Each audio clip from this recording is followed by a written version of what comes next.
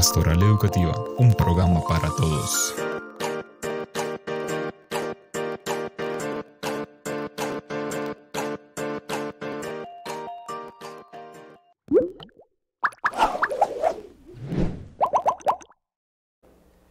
Cordial saludo para todos ustedes, amigos de Tele Santiago. Sean bienvenidos a esta media horita de nuestra Pastoral Educativa. Reciban ese saludo cordial de parte de Monseñor Gabriel Ángel Villabaos, arzobispo de esta iglesia particular de Tunja. También el saludo de parte del reverendo padre Justiniano Barón Monguí, director general de Tele Santiago. De parte de nuestras rectoras que nos acompañan en la Comisión Arquidiocesana de Pastoral Educativa, la profe Rosa Natalia, Socorro, la profe Martica, que el buen Dios les bendiga, también bendiga cada una de sus labores, sus familias. Damos la bienvenida en esta hora de la tarde a nuestra hermosa Liliana Patricia Omaña. Mi Lili, ¿cómo estás? Muy bien, padre, gracias. ¿Qué haces? ¿Qué aprendiste el día de hoy, mi Lili, en la Universidad Juan de Castellanos? Aprendí la solidaridad. También aprendí un poquito a contagiarme de la tristeza que tenemos en este momento en la universidad por la partida de nuestro ex monseñor. Entonces estamos ahí como en la universidad un poquito, el ambiente está así, porque él fue un hizo muchas cosas buenas por la Fundación Universitaria Juan de Castellanos. Entonces lo estamos desde ya extrañando.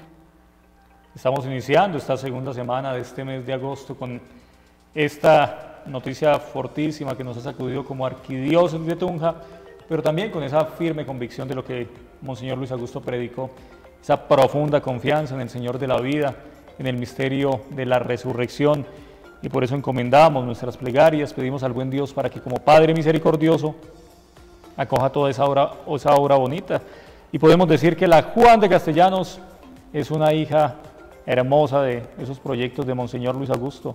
¿Tú qué dices, mi Lili? Claro que sí. En este momento, padre, estoy leyendo un libro que él escribió sobre investigación cualitativa y donde nos muestra cómo tenemos que empezar nuestros procesos de paz a nivel mundial, nacional y nuestro interior. Un misionero de la paz, como nos lo han presentado todos estos días, nos han recordado toda esa bonita obra en San Vicente del Caguán. Y aquí concretamente desde la arquidiócesis de Tunja, ese ser promotor de esos diálogos de paz, estos días que se ha hablado mucho de la Comisión de la Verdad, de todos estos procesos, tenemos que pedir mucho que se susciten hombres y mujeres que puedan llevar a materializar todas las conclusiones y todos los aportes que también Monseñor Luis Augusto planteó como hombre de fe, pero también como hombre de una cultura magnífica, un gran escritor. Por eso paz en la tumba de Monseñor Luis Augusto Castro Quiroga. Mi Lili hermosa, el día de hoy quieres presentarnos de manera muy breve la especialización en educación e intervención de la primera infancia. ¿Eso qué es? ¿De qué trata? Bueno, padre, este es otro de los legados que ha dejado Monseñor en la universidad. Nosotros contamos con 6 programas de especialización y uno de ellos es la especialización en educación e intervención a la primera infancia, donde profesionales y docentes que quieren contribuir y crecer profesionalmente pueden acercarse. Con todo el gusto les daremos la mayor información sobre esta especialización tan bonita. Nuestra especialización tiene una misión que busca fortalecer las competencias en torno a la atención, cuidado y formación de nuestros pequeñitos de 0 a 6 años. Primera infancia, de 0 a 6 años. Tú has trabajado muchísimo tiempo con primera infancia. 20 años. ¿Cuántos años estuviste allí en NUCEFA? En el NUCEFA estuve 8 años, pero yo estoy trabajando con mis chiquitos desde hace muchísimos tiempo. 20 años en la docencia. Posiblemente el Señor Jesús tenía razón, ¿no? Cuando decía, dejad que los niños vengan a mí, felices, bienaventurados, dichosos los que son como los niños, porque de ellos es el reino de los cielos. Hoy en día en el ámbito educativo, desde la investigación, desde la neuropedagogía, ¿qué nos vienen diciendo? Si cuidamos mucho los primeros 5 añitos del desarrollo, tendremos personas saludables, personas con carácter. ¿Eso es cierto o es un mito, mi Lili. Totalmente cierto, y depende de nosotros como formadores de esos niños que podamos inculcar en ellos toda esa seguridad, todas esas emociones para encaminarlos y que tengan una muy bonita infancia. Mi Lili, una preguntita.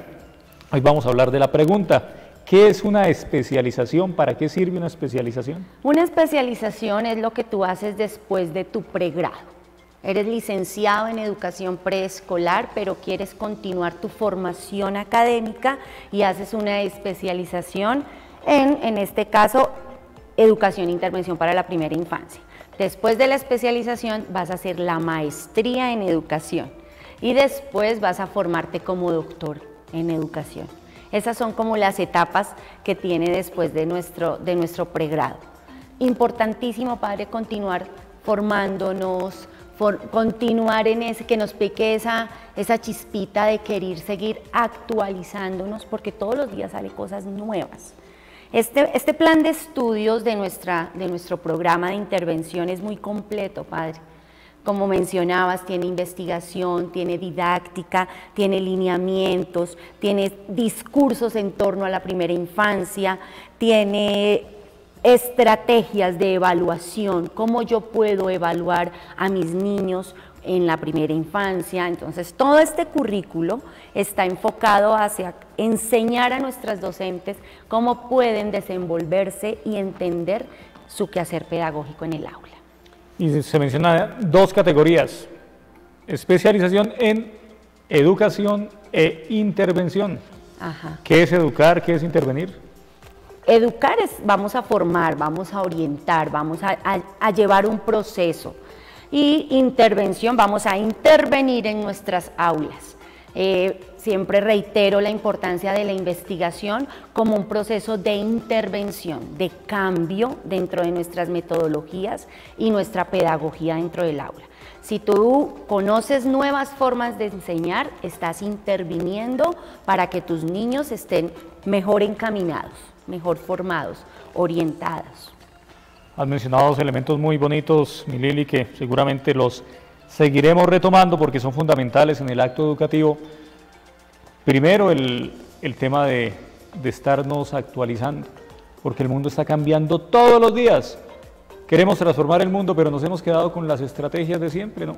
Hay que cambiar, bendito sea el buen Dios por la tecnología, por todos los aprendizajes de la hermana COVID-19. Desde los espacios de la ERE estos días hablábamos de los santos educadores. Es muy bonito por lo menos ver toda la propuesta de San Juan Bosco con el sistema preventivo, como de alguna manera hoy en día se va retomando.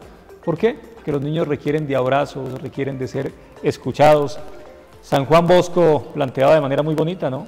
Puede ser un niño muy humilde, puede ser ese niño que tiene la posibilidad de que sus papitos paguen una pensión generosa en un colegio de los más refinados, pero todos los niños requieren ser escuchados, requieren ser acompañados. Un gran riesgo hoy en día que tenemos en ámbito educativo, y lo vemos en niñitos de 6, 7 añitos, que se han creado con aparaticos, con tecnología de punta, pero sin mucho contacto humano. Las heridas y los traumas que estamos teniendo en estos niños pequeñitos, tú lo conoces mucho mejor, Lili. Por un lado eso, y por otro lado, lo bonito es que es tener docentes preparados, actualizados, docentes que no dicen, no, pues yo hace 20 años enseño, pues yo ya sé que tengo que enseñar. No, todos los días vamos teniendo nuevas herramientas. Es fantástico lo que planteas, mi Lili. Y vamos a adentrarnos en un tema muy bonito, Lili, de la mano de lo que nos presentas el día de hoy.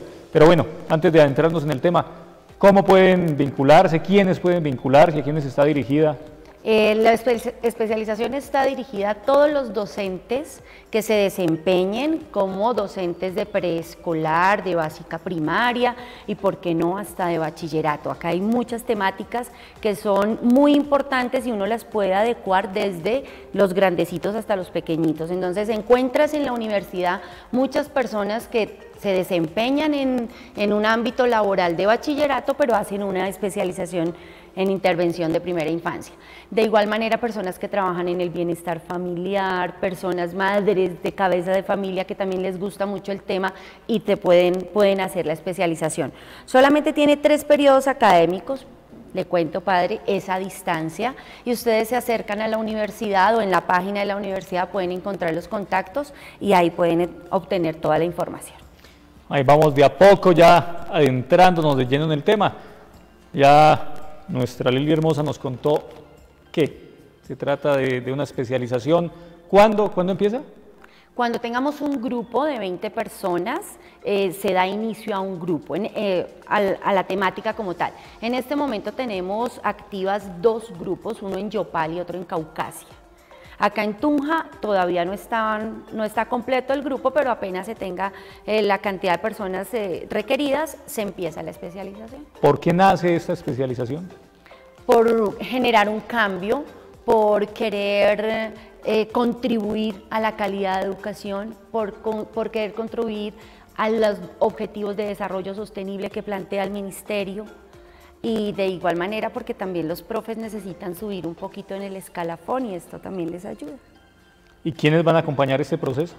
Docentes, formadores de la universidad. Yo les oriento la parte de investigación. Hay docentes especialistas en cada una de las temáticas que mencioné. De esa manera nos adentramos en el tema del día de hoy. La pedagogía de la pregunta, una contribución para el aprendizaje, es el artículo que nos propones de Orlando Zuleta Araujo. Tú conoces muy bien este artículo, vamos a adentrarnos un poco, pero el tema fundamental es la pedagogía de la pregunta. Por eso hemos tratado de preguntar y es fantástico hablar de primera infancia. ¿Por qué? En alguno de los encuentros que tuvimos como pastoral educativa, también en los contextos propios de la ERE, cuando hablamos del tema de las emociones, de la curiosidad, planteábamos, es fantástico cómo los niños llegan con ese morralito, con esa lonchera cargada de preguntas a la escuela. Quienes tienen niños pequeñitos entre los 3, 5 añitos, cuando ya empiezan toda esa exploración del mundo del lenguaje, esa gran conquista del ser humano, pueden dar testimonio de que los niños preguntan de todo. Lastimosamente nos dicen, la escuela se encarga de ir cortando, de ir silenciando a los niños. Tú que has trabajado con niños en ese mundo de la primera infancia, ¿esa teoría de que los niños son pequeños científicos tiene validez? Tiene validez. Y nosotros utilizamos la pregunta como un recurso pedagógico, padre.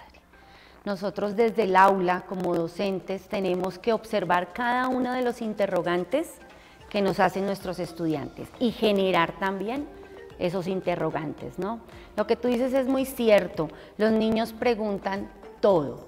¿Y por qué? ¿Y por qué? La época del por qué, que a los papás ya los desespera terriblemente, en el aula de clase eso es lo que tenemos que coger como recurso pedagógico. Para nosotros, en el aula, la pregunta es un recurso pedagógico. Para la investigación, la pregunta viene siendo como algo que tengo que responder, porque toda pregunta tiene una respuesta. Eso está supremamente claro. Y si yo planteo una pregunta desde lo investigativo, tengo que ver que esa pregunta me lleve a una respuesta. Y esa respuesta puede ser una solución. Es diferente la pregunta que genero con los niños en el aula como un recurso pedagógico que se suscita en un momento de clase, a lo que yo puedo percibir como investigadora a partir de esas preguntas. No sé si me hago entender. Vamos a profundizar en el tema. Te quiero hacer una pregunta, mi Lili. ¿Has escuchado alguna vez hablar de mensajes de interés? Sí. ¿Qué puede ser un mensaje de interés? Algo que le interesa a todo el mundo, publicidad. ¿Podemos ir a unos mensajes de interés? Claro que sí. Estás viendo Pastoral Educativa, martes 4:30 p.m., repetición, viernes 4:30 p.m.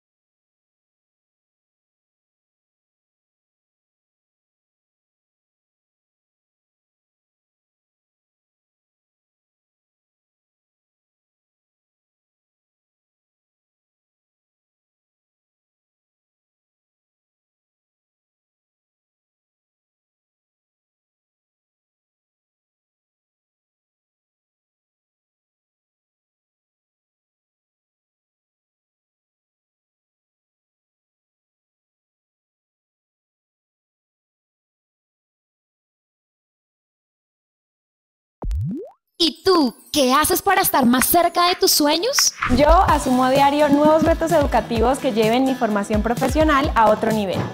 Yo disfruto de los nuevos espacios de la UDB. Yo aprovecho las múltiples oportunidades que me brinda la UDB. Nosotros investigamos e innovamos para ser competitivos y estar más cerca de nuestros sueños. Haz parte de la Universidad de Boyacá y vive la magia de estar más cerca de tus sueños.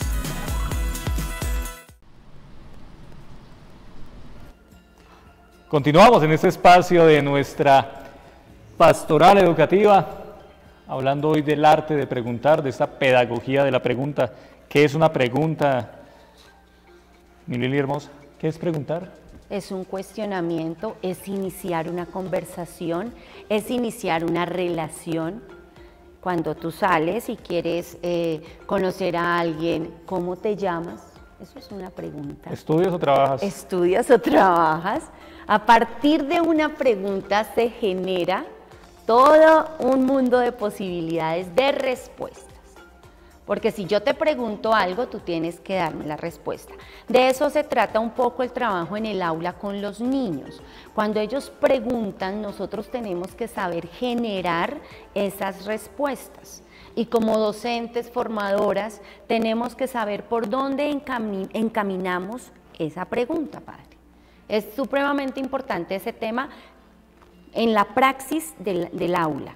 Ya cuando yo voy a escribir mi artículo, mi trabajo de investigación, tengo que coger todas esas situaciones y llevarlo a una pregunta que genere una respuesta más concreta, que me plantee unos objetivos, un objetivo claro, un objetivo que se pueda alcanzar, un objetivo que lo pueda realizar.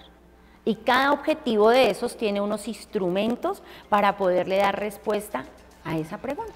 Bueno, yo te voy a hacer algunas preguntas propias de este artículo tan bonito que nos has compartido para el día de hoy, la pedagogía de la pregunta, una contribución para el aprendizaje.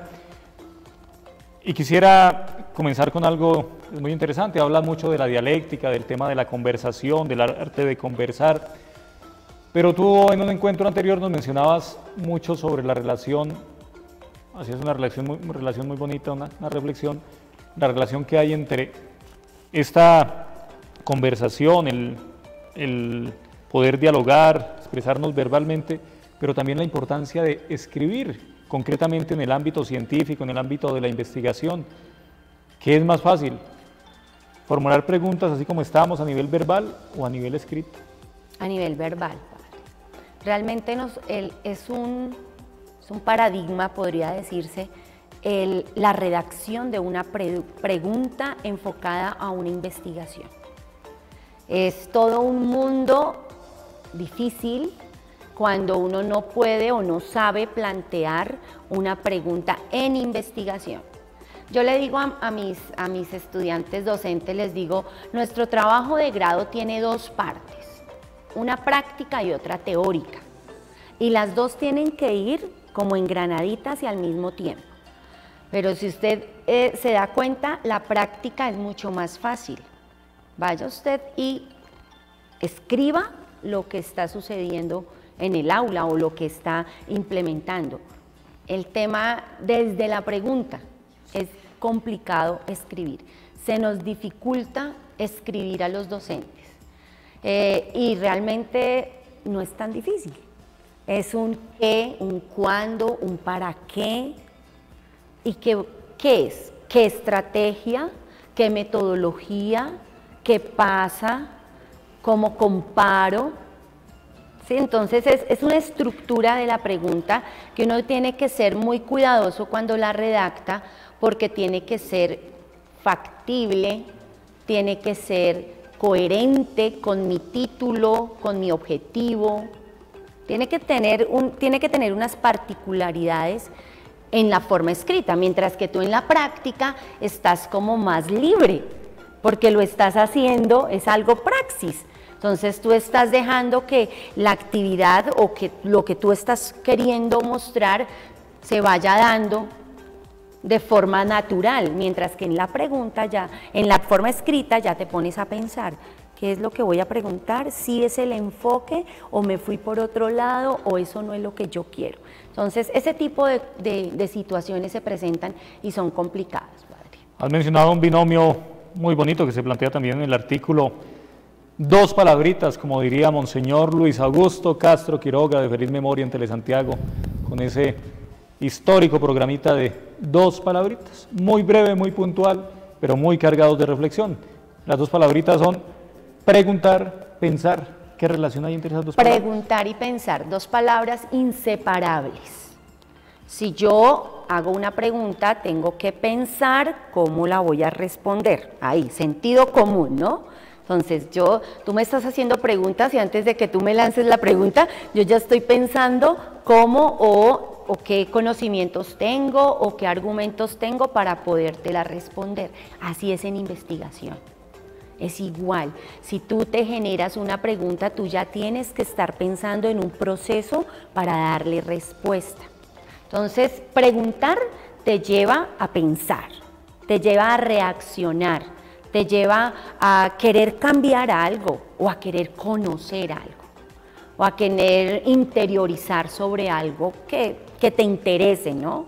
Porque todo también está en eso, padre. La base de todo es amar lo que uno hace, ponerle la pasión que se merece cada uno de esas intervenciones o de esas metodologías o de esas estrategias, o cuando yo decido hacer una maestría y tengo que hacer mi tesis, yo tengo que ponerle el amor y la pasión y casarme con esa tesis un buen tiempo para que pueda salir adelante.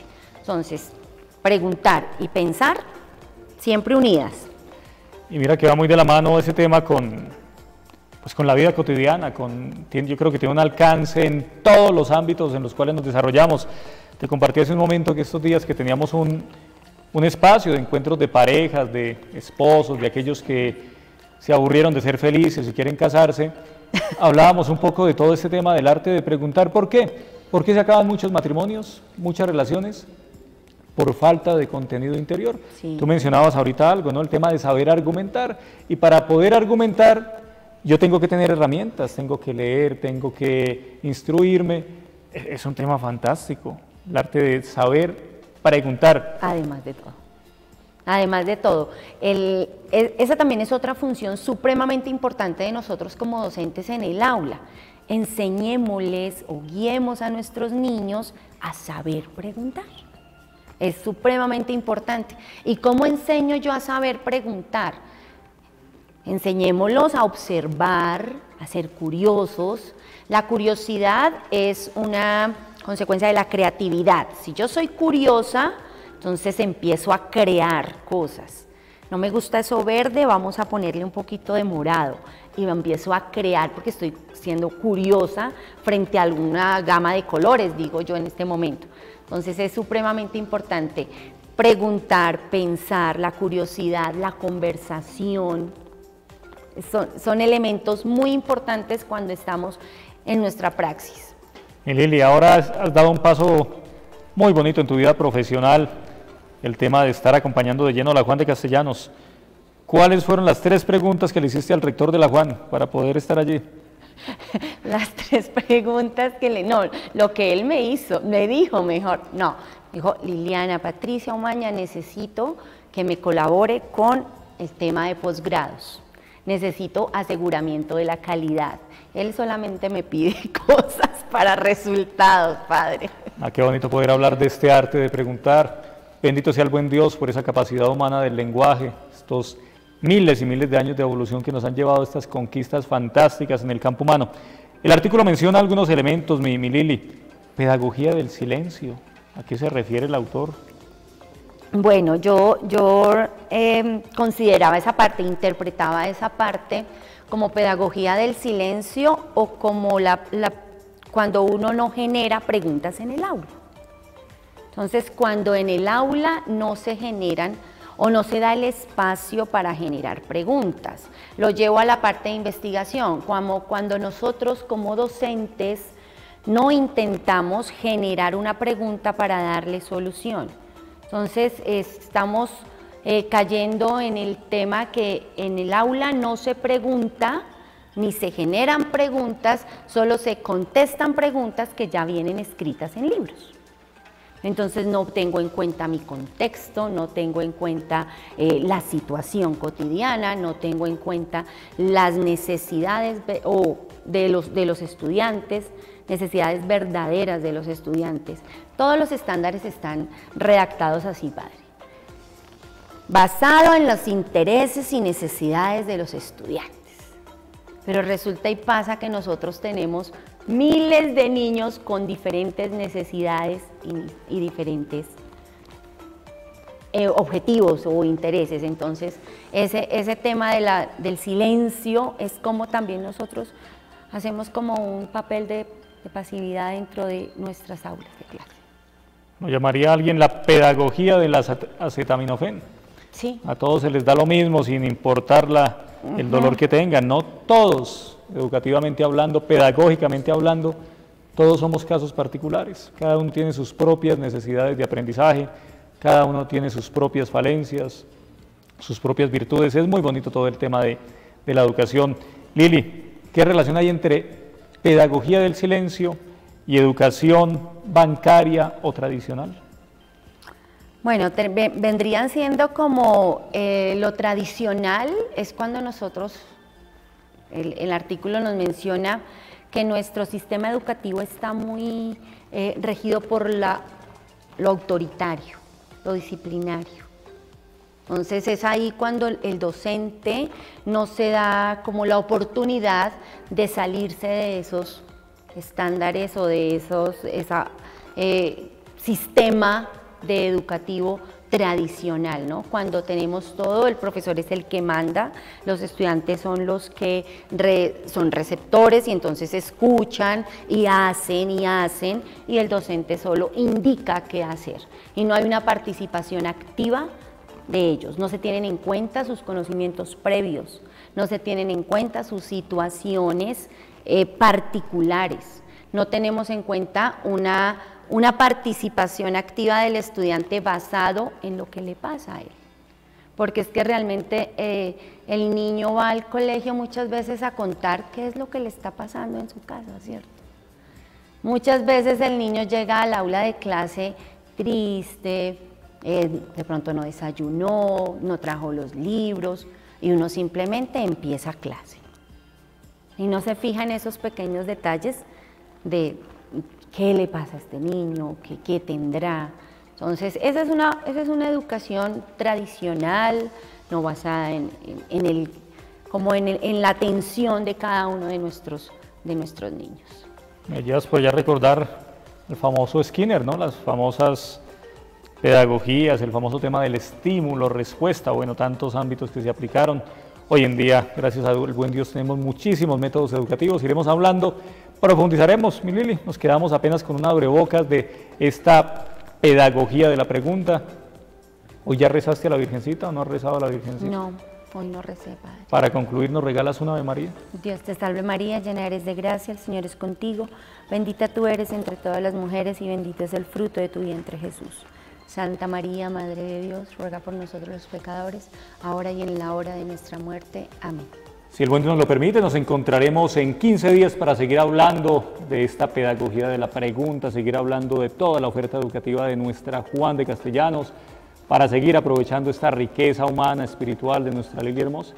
Dulce Madre, no te alejes, tu vista de nosotros no partes. Ven con nosotros a todas partes y solo nunca nos dejes. Y ya que nos amas tanto como verdadera Madre, haz que nos bendiga el Padre, el Hijo y el Espíritu Santo. Amén. Pastoral Educativa, un programa para todos.